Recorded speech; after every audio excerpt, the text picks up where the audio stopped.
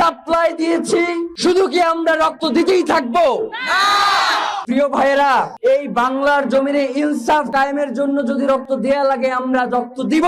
90 দিনের কথা বলে আগামী 30 কার্য দিবসের মধ্যে দ্রুত বিচারিক ট্রাইব্যুনালের মধ্য দিয়ে আন্তর্জাতিক গোয়েন্দা সংস্থার যারা পেশাদারী এবং নির্ভরযোগ্য তাদের মধ্য দিয়ে শরীফ ওসমান হাদির খুনের সাথে যারা জড়িত রয়েছে তাদেরকে গ্রেফতার করে আগামী 30 কার্য দিবসের মধ্যে বিচার নিশ্চিত করতে হবে। কোনো হাঙ্কি পাঙ্কি চলবে না।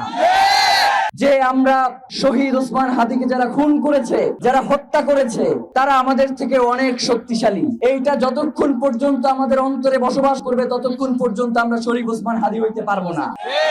কারণ শরীফ ওসমান হাদি বলে গিয়েছেন যে আমার উপরে মৃত্যুর হুমকি রয়েছে, আমি যদি মরেও যাই আমার সন্তানরা এর জন্য লড়াই করবে, সন্তানরা যদি মরেও যায় তাদের সন্তানরা এর জন্য লড়াই করবে।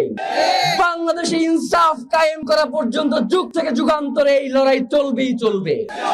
সুতরাং প্রিয় ভাইরা, আমাদেরকে এই লড়াই চালিয়ে যাওয়ার জন্য আমাদেরকে সেই প্রস্তুতি নিয়ে রাখতে হবে। আমরা বারবার রক্ত দিব না। রক্ত আমরা বহুবার দিয়েছি।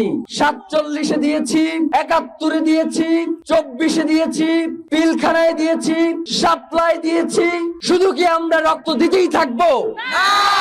প্রিয় ভাইয়েরা, এই বাংলার জমিনে ইনসাফ কায়েমের জন্য যদি রক্ত দেয়া লাগে আমরা রক্ত দিব। আবার সেই ইনসাফ কায়েমের জন্য যদি রক্ত নিতে হয় আমরা সেই রক্ত নিব। রক্তের বদলা রক্তই হয়। রক্তের বদলা কখনো সুশীলতা হয় না। রক্তের বদলা আজকে শহীদ ওসমান হাদিকে যারা হত্যাযোগ্য করে তুলেছে, যারা শহীদ ওসমান হাদিকে কিভাবে হত্যা করা যায় সেই পরিকল্পনা দেশে বসে করেছে, তাদের সাথে আর কোনো সুশীলতা মারাবো না আমরা। তাদেরকে এই বাংলাদেশের মাটিতেই তাদের জানাজা এবং দাফনের ব্যবস্থা করব আমরা।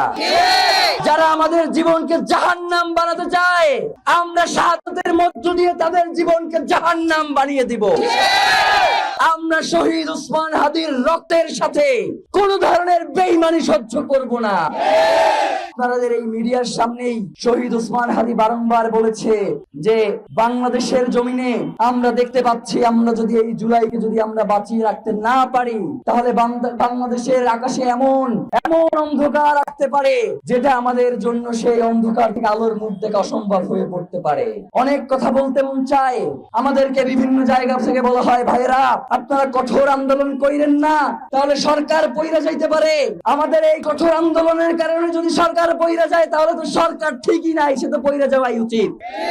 সরকারের যদি এই সামান্য আমাদের এই বক্তব্যই যদি সহ্য না হয়, তারা যদি এই ছোট্ট অল্প পরিসরের মানুষগুলোকেই মনে করে তারা হুমকি, যেই মানুষগুলো বাংলাদেশের স্বাধীনতা সার্বভৌমত্বকে টিকিয়ে রাখতে চায় তাদেরকে যদি তারা হুমকি মনে করে, তাহলে আমরা মনে করছি যারা এখন সরকারে রয়েছে তারা বাংলাদেশের স্বাধীনতা সার্বভৌমত্বের শত্রু, তারা বাংলাদেশের ইনসাফ কায়েমের শত্রু, তারা বাংলাদেশের স্থিতিশীলতার শত্রু।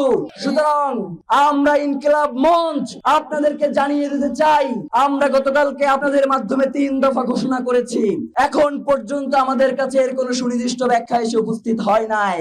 90 দিনের কথা বলা হয়, আরে হারামজাদা তুই ক্ষমতায় আসছিস 30 দিন, তুই 90 দিনের কি বিচার করবি বেটা? 90 দিনের কথা বলে আগামী 30 কার্য দিবসের মধ্যে দ্রুত বিচারিক ট্রাইব্যুনালের মধ্য দিয়ে আন্তর্জাতিক গোয়েন্দা সংস্থার যারা পেশাদারী এবং নির্ভরযোগ্য তাদের মধ্য দিয়ে শরীফ ওসমান হাদির খুনের সাথে যারা জড়িত রয়েছে তাদেরকে গ্রেফতার করে আগামী 30 কার্য দিবসের মধ্যে বিচার নিশ্চিত করতে হবে। কোনো হাঙ্কি পাঙ্কি চলবে না।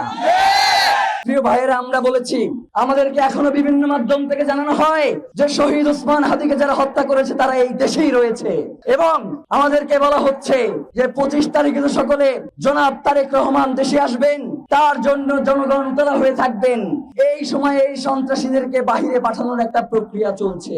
আমরা বাংলাদেশের জনগণকে সাথে নিয়ে বলতে চাই জনাব তারেক রহমান আসবেন, এর জন্য আমরা ইনকিলাব মঞ্চ 25 তারিখে কোনো প্রোগ্রাম রাখি নাই, এবং আমরা মনে করছি যে জনাব তারেক রহমান দেশে ফিরে আমাদের এই আন্দোলনের সাথে তিনিও একত্রতা পোষণ করবেন, এবং জনাব তারেক রহমান যথেষ্ট বুদ্ধিসম্পন্ন, প্রজ্ঞামান এবং দেশপ্রেমিক মানুষ বলেই আমরা মনে করছি।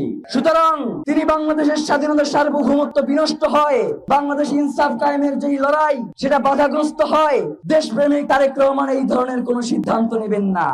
তিনি অবশ্যই যাতে অতি দ্রুত ওসমান হাদির খুনিদেরকে বিচারের মুখোমুখি করা যায় এবং 30 দিনের মধ্যে সেই বিচার কাজ সম্পন্ন করা যায়, সেক্ষেত্রে তিনিও আমাদের সাথে একতা পোষণ করে এই আন্দোলনে সামিল হবেন।